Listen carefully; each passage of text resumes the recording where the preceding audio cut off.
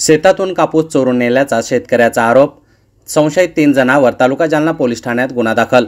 जालना तालुक्यातील गोंदेगाव शिवारातील गट क्रमांक 162 मधून 3 संशयितांनी कापूस चोरून नेल्याचा आरोप गोविंद पाखरे यांनी केला असून मंगळवार दिनांक 10 डिसेंबर 2024 रोजी दुपारी 4 वाजता तालुका जालना पोलीस ठाण्यात संशयित 3 जणांवर गुन्हा दाखल करण्यात आला आहे।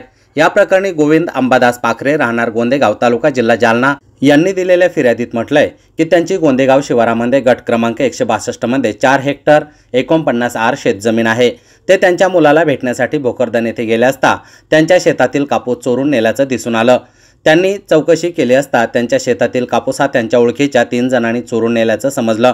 त्यामुळे त्यांनी बाबासाहेब संपत वाघ, माणिक संपत वाघ आणि विनायक संपत वाघ सर्व राहणार गोंदेगाव तालुका जिल्हा जालना यांच्यावर संशय व्यक्त केला असून त्यांच्या विरोधात तालुका जालना पोलीस ठाण्यात गुन्हा दाखल करण्यात आला आहे।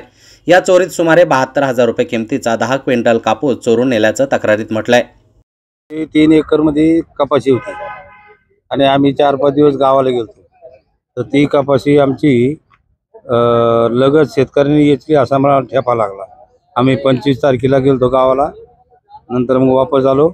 आल्याच्या बाद मग माहिती पडली किंवा तुमच्या शेतातला कापूस घेतून गेला आणि आम्ही प्रत्यक्ष पाहणी केली, तर तिथं कापूस आणि तूर हे दोन्ही लावलेले होते।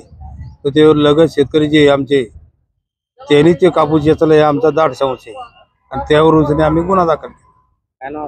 गोविंद अंबादास पाखरे।